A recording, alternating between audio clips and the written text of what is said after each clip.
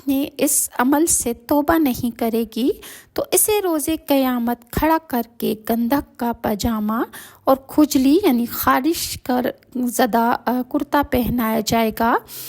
اس حدیث کو مسلم نے بھی روایت کیا ہے۔ اسی طرح جو لوگ قرآن کو پڑھتے ہیں اور پھر پڑھ کر بھلا دیتے ہیں اور عشاء کی نماز پڑھے بغیر سو جاتے ہیں، ان کو جہنم میں مسلسل ان کے سر پتھروں سے کچلے جانے کی سزائیں انہیں ملیں گی۔ حضرت سمرہ بن جندب خواب والی حدیث میں روایت کرتے ہیں کہ خواب میں میرے پوچھنے پر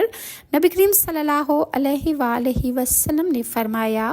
جبرائیل اور میکائیل نے مجھے بتایا کہ جو مناظر آپ کو دکھائے گئے ان میں سے سب سے پہلا شخص کہ جس پر آپ کا گزر ہوا اور جس کا سر پتھر سے کچلا جا رہا تھا، یہ وہ شخص تھا کہ جس نے دنیا میں قرآن سیکھ کر بھلا دیا اور فرض نماز پڑھے بغیر سو جایا کرتا تھا۔ اس حدیث کو بخاری نے بھی روایت کیا ہے۔ حدیث شریف میں یہ بھی وضاحت ہے کہ فرشتہ آدمی کے سر پر پتھر مارتا ہے تو سر کچلنے کے بعد پتھر دور لڑک جاتا ہے۔ جب فرشتہ پتھر لے کر واپس آتا ہے تو اللہ کے حکم سے جس کے سر کو کچلا گیا تھا اس کا سر پہلے کی طرح صحیح سالم ہو جاتا ہے، اور فرشتہ پھر پتھر مار کر اس کا سر کچل دیتا ہے۔ اس کو یہ سزا مسلسل ملتی رہے گی۔ اور اسی طرح وہ لوگ کہ جو دوسروں کو عمل کرنے کی تلقین کرتے ہیں اور خود اس پر عمل نہیں کرتے، ان کے لیے جہنم میں کیا سزا ہوگی؟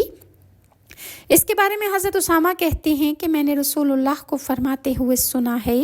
کہ قیامت کے روز ایک آدمی لایا جائے گا اور اسے آگ میں ڈال دیا جائے گا کہ اس شخص کی انتڑیاں پیٹ سے باہر آگ میں ہوں گی، اور وہ شخص اپنی انتڑیوں کو لیے اس طرح گھومے گا کہ جس طرح گدھا کولہو کی چکی کے گرد گھومتا ہے۔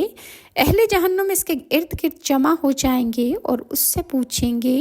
اے فلاں شخص، تمہارا یہ حال کیسے ہوا ہے؟ کیا تم ہمیں نیکی کرنے اور برائی سے باز رہنے کی نصیحت نہیں کیا کرتے تھے؟ تو وہ شخص جواب میں کہے گا کہ میں تمہیں نیکی کا حکم کرتا تھا لیکن میں خود نیکی ہرگز نہیں کرتا تھا، میں تمہیں برائی سے روکتا تھا لیکن میں خود برائی سے نہیں رکتا تھا۔ اس حدیث کو بخاری نے بھی روایت کیا ہے۔ اور اسی طرح وہ لوگ کہ جو خودکشی کرتے ہیں اور مرنے کے بعد بھی جہنم میں انہیں مسلسل اسی طرح خودکشی جس طریقے سے وہ کریں گے اسی طریقے سے انہیں مسلسل موت